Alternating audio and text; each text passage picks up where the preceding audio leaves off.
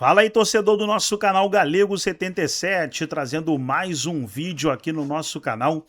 E nesse vídeo para a gente falar da estreia do Fluminense na Taça Libertadores da América, nesta terça-feira, às 7 horas da noite, o Fluminense vai estrear fora de casa contra o Laguaira.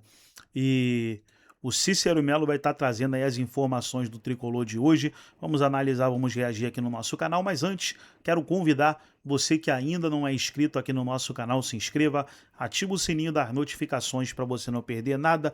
Tudo do Fluminense, tudo do Tricolor você encontra aqui no nosso canal Galego 77. Vamos para o vídeo. Fica até o final do vídeo. No final do vídeo eu trago os jogos dessa segunda-feira. Entende dessa competição, hein, Cícero? Desde que comandava as outras equipes na Argentina, também, claro, no Equador, e agora pelo São Paulo também, e agora pelo Fluminense, em um grupo que parece ser bastante acessível para ele, hein, Cícero? É verdade. Boa tarde para você, Bruno, para o Breiler, para o Jailson e para o fã de esporte, especialmente o torcedor tricolor carioca. O time do Fluminense se apresentou hoje às 9 horas da manhã no CT Carlos Castilho, em Jacarepaguá. De lá foram para o Aeroporto Internacional do Galeão. E agora há pouco, cerca de 50 minutos, pegaram um voo fretado para Caracas, um voo longo, 6 horas e 10 minutos de duração. O time vai treinar no próprio hotel à noite, um treino leve, treino físico. A estreia nesse grupo C da Libertadores da América, essa primeira rodada, vai ser nessa terça-feira, 7 horas da noite, no horário de Brasília, no Estádio Olímpico da Universidade Central de Caracas, contra o Deportivo Laguaira. Vai ser o primeiro jogo da história entre os dois times. O Deportivo Laguaira está em segundo lugar no torneio Apertura, que é o Campeonato Nacional da Venezuela. 10 jogos, 5 vitórias, 5 empates, 20 pontos ganhos, está invicto. Ainda tem um treinador argentino, que é o Héctor Bidoglio. O Fluminense do Zubeldia, como você disse, vai ter a oportunidade agora de comandar o Fluminense na Libertadores da América, tem muita experiência nessa competição. Ele está em terceiro lugar no Campeonato Brasileiro, uma grande campanha, 20 pontos ganhos, 66,6% de aproveitamento. O último jogo foi um empate com o Coritiba, lá em Curitiba, 1-1 no Couto Pereira, em que o Fluminense merecia até a vitória. O técnico Zubeldia vai ter a volta de vários titulares importantes. Lúcio Acosta, meia, que talvez seja o melhor jogador atualmente no Fluminense, ele vem de suspensão no Campeonato Brasileiro, mas na Libertadores pode jogar.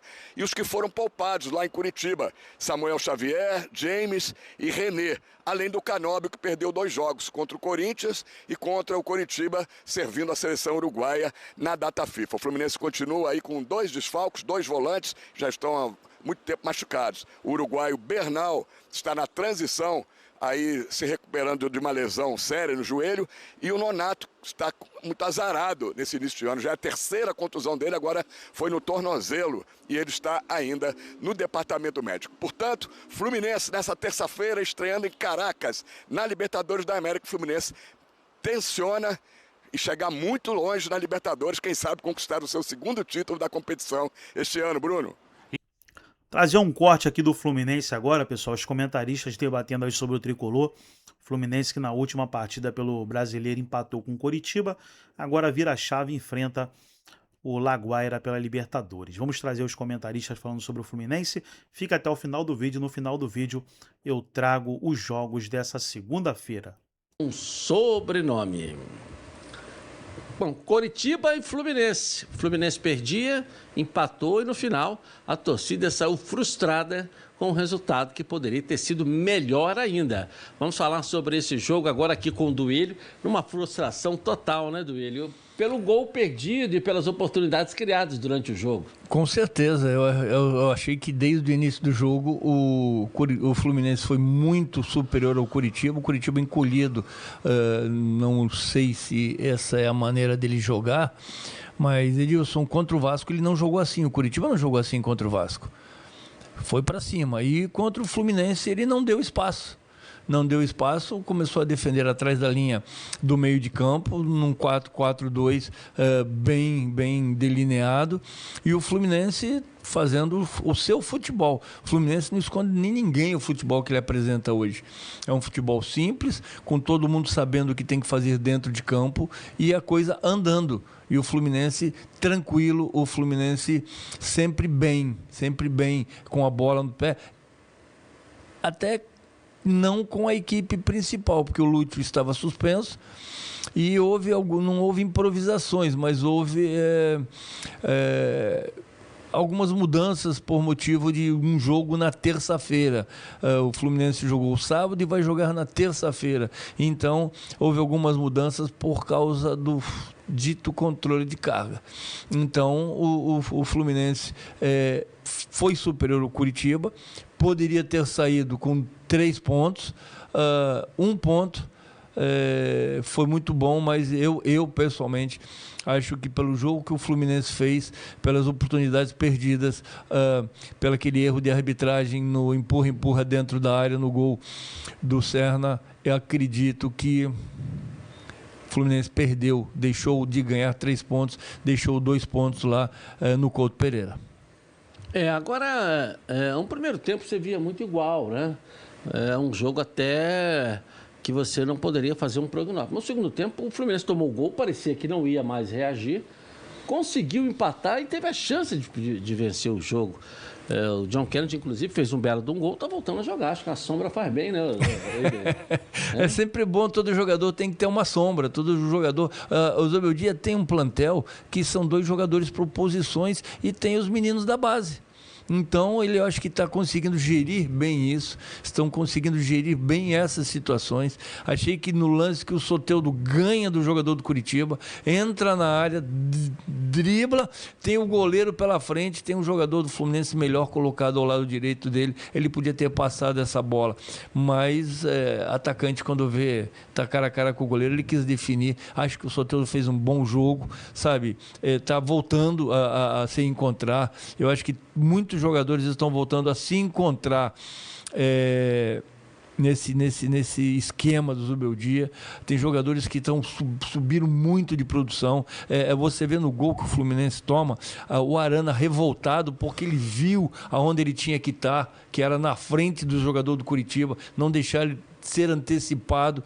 Eu acho que o posicionamento poderia lá atrás ser um pouquinho diferente, porque é uma bola cruzada de muito longe. Então, mérito para o jogador do Curitiba que acertou esse cruzamento e a finalização, mas eu acho que o Fluminense está no caminho certo, deixou um ponto, mas ainda continua no caminho certo, está pela lógica, porque tem gols a menos, na terceira posição, mas pela tabela. Mas é uma equipe que ainda vai fazer muitas coisas. O Fluminense só tem que definir o que ele quer.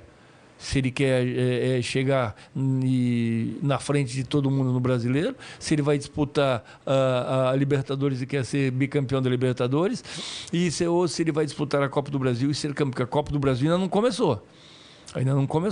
Então, vai ter muitos jogos aí, mas eu acredito que a equipe do Fluminense hoje está muito bem preparada, tanto tecnicamente como posicionalmente dentro do campo. Todo mundo se encontra e fisicamente. Eu acho que o Fluminense vem respondendo muito bem a isso. Agora, é um time que está jogando, né? Time que está jogando. Mas pontos assim podem fazer falta lá no final, né? Não se perde. Eu acho que era um jogo que o Fluminense poderia ter ganho os 3 pontos. O Fluminense poderia ter saído com uma vitória lá do Curitiba, não seria nada injusto pelos momentos dentro de campo. A marcação, a equipe do Curitiba não conseguiu se acertar contra o Fluminense, não adianta, são estilos, ele se acertou melhor contra o Vasco, mas o Fluminense, na minha opinião, deixou de ganhar 3 pontos, trouxe um na bagagem e agora parte para terça-feira jogar o primeiro jogo da Libertadores. O Duílio, tem um detalhe também, né? Quer dizer, você tem uma estreia, a viagem hoje, o time já está viajando, né? Que estreia amanhã. Você joga sábado também e já pensando na Libertadores, não tem como, você jogou. Não tem como você jogar uma partida, não pensar na outra, que o grande objetivo de qualquer jogador é disputar uma Libertadores. Isso aí também Por é mais que o verdade. Fluminense seja calejado, mas há sempre uma renovação e tem vários ali que não jogaram pelo Fluminense ainda, podem ter jogado por uma outra equipe, né? Aí e fica aquela do controle de carga de não machucar. Do próprio jogador. Do próprio jogador, né? Do próprio jogador, né? O jogador também não quer, sabe? Tem muitas coisas aí. Nós tivemos um exemplo aí, porque a convocação agora é em maio, dia 18. O Alisson machucou.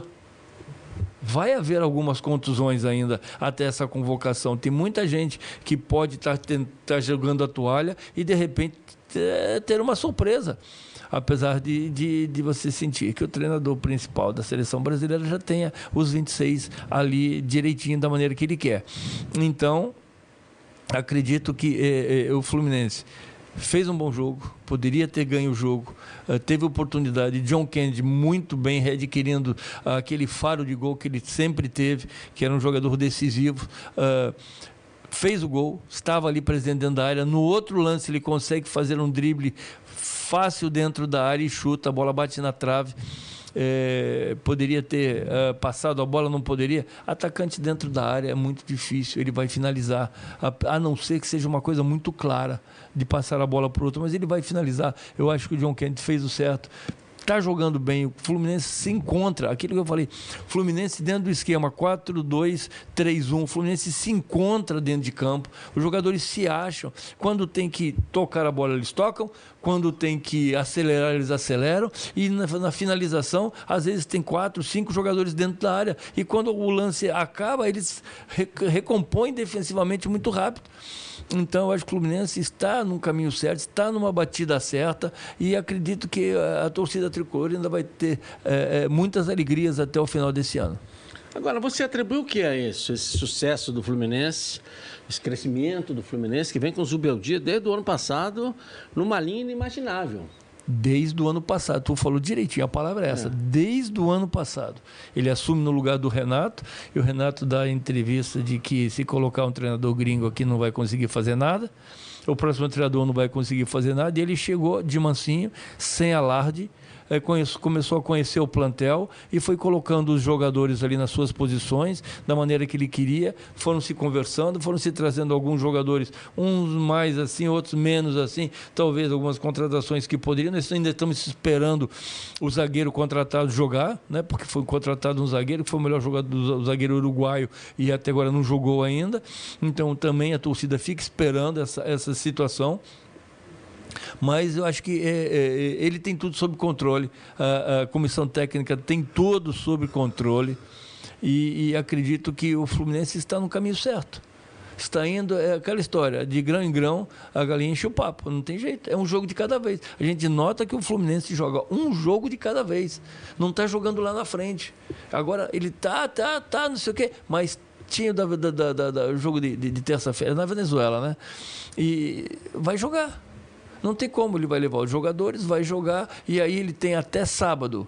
Quarta ele deve voltar, tem quinta, sexta, sábado tem o Fla-Flu. Porque agora a CBF decidiu que os clássicos cariocas ou são no meio da semana ou são nos sábados. Tirou os clássicos de domingo, né? Se os clássicos não são mais domingos cariocas, mas domingo... Fla-Flu é sábado e Botafogo e Coritiba domingo. Domingo. E também tem o clássico paulista, que é Corinthians e Palmeiras, no domingo. Mas é por calendário por calendário, as equipes cariocas também jogam. Aí tem que ver onde é que vai passar esse jogo. Tem tudo isso. Entendeu? Tem que ver onde vai passar esse jogo, porque aí a escolha é disso. E com isso, os principais jogos do Rio ficam no sábado. E os principais jogos de São Paulo ficam no domingo. Isso aí é uma coisa que a gente não... Nada contra. Eu acho que os dois precisam ser no domingo. Eu também concordo. Que é o nosso domingo. E a gente não está sendo abdicado de domingo ter os grandes clássicos aqui no Rio de Janeiro. Você tem uma ideia, Vasco e Botafogo foi sábado. Sábado, porque normalmente seria Flamengo e Santos no sábado, normal. Botafogo e Vasco. E Botafogo e Vasco no domingo. Mas aí, como o Flamengo jogou na quinta-feira... Aí passaram esse jogo do Flamengo para domingo. Quer dizer, tem muitas coisas. Aquilo que você falou, você está certíssimo. A gente não sabe como é que são as grades de programação, como é que está na CBF, como é que isso tudo foi contratado. Os clubes também têm alguma coisa a dizer. Então não é só dizer assim, mas não há tempo para isso, não há tempo para aquilo. É só quando vier olhar e dizer assim, não, aqui eu não concordo com isso, eu não concordo com aquilo. Eu tenho que olhar como é que a coisa funciona, como é que a tabela está sendo feita e eu não quero ser prejudicado. Você vê, o Vasco. Vamos pegar um Vasco aqui, né? Estamos falando de Fluminense, vamos pegar o Vasco. O Vasco agora joga e depois o Vasco joga lá em Belém do Pará. Olha o voo que o Vasco vai ter que fazer agora. O Vasco joga, né, depois joga no sábado lá em Belém do Pará. É isso que a gente fala, eu sempre falei isso. O jogador gosta de jogar. Viagem é uma desgraça, é um desgaste enorme, porque ninguém chega no aeroporto, a não ser que tenha um voo fretado, e mesmo assim, num voo fretado, você tem que esperar a liberação para você embarcar. Não é chegar como se fosse um táxi. Você chega no aeroporto, entra no avião e o avião sai decolando. Não, o avião tem toda uma rotina de um aeroporto. Então tem que esperar, às vezes tem que esperar 1 hora, 2 horas, 3 horas, 4 horas. Eu já esperei, quando jogava naquela época, 12 horas no aeroporto para poder viajar. Então cansa você andar de aeroporto em aeroporto, de viagem em viagem. É isso que muitas vezes cai, às vezes, o rendimento de uma equipe, de certos jogadores que não se prepararam psicologicamente, fisicamente, para suportar não só os jogos, mas também o extracampo. Então tá aí, pessoal, foi o vídeo onde os comentaristas debateram aí sobre o Fluminense que empatou fora de casa com o Coritiba, agora vira a chave e estreia na Libertadores da América. Trazer aqui os jogos dessa segunda-feira, logo mais teremos Goiás e Criciúma, Série C Ipiranga e Figueirense, Santa Cruz e Itabaiana, Democrata e Real Noroeste, Udinese e Como, Atalanta 3-0 no Lecce, já terminou. Juventus venceu o Genoa 2-0, Napoli e Milan 0-0, Genoa, Girona e Vila Real 0-0, Arouca e Estoril 2-2, Benfica vai jogar daqui a pouco contra o Casa Pia. Pelo Argentino Júnior e Banfield, Instituto Defensa e Justiça. Tá aí os jogos dessa segunda-feira, alguns jogos já terminaram, alguns jogos estão em andamento. Gostou do vídeo? Deixa o like, se inscreva no canal, ativa o sininho das notificações. Forte abraço a todos e até o nosso próximo vídeo aqui no nosso canal Galego 77.